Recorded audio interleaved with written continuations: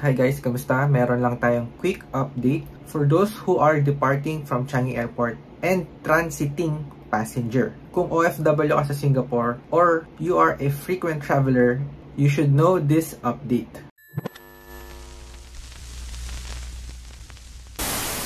There will be an increase of terminal fee over the next 6 years. Changi Airport is raising 3 billion Singapore dollars to fund its overall improvement of Terminals 1, 2, 3, and 4, including the SkyTrain and overall operation in Changi Airport. Currently, there is a 65.20 Singapore dollars that we are paying if you are departing from Changi Airport, and 9 Singapore dollars for those who are transiting. Anyway, the terminal fee adjustment will take effect over the next 6 years. For now, this is the price that we are paying. Until 2026, it will be the same price. It will gradually increase starting year 2027 to $79.20.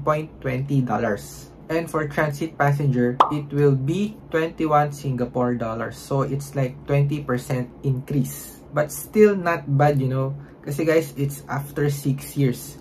Changi Airport is one of the top best airports in the world. Worth it yung pagbayad ng terminal fee. Compared to Philippines, I mean, this is just my experience. Kung gaano kataas yung pag-increase ng Philippines, diba, sa terminal fee, tapos hindi mo naman nakikita agad yung improvement. Yun lang guys, in-update ko lang kayo. I hope this video have helped you. You can share this video sa mga taong frequent traveler to Singapore. Yun lang guys, maraming salamat. Please support my channel. And I will see you in my next video. Changi Airport will be increasing charges for passengers and arriving flights over the next 6 years. Fees for departing passengers will progressively increase from the current $46.40 to $58.40 by April 2030.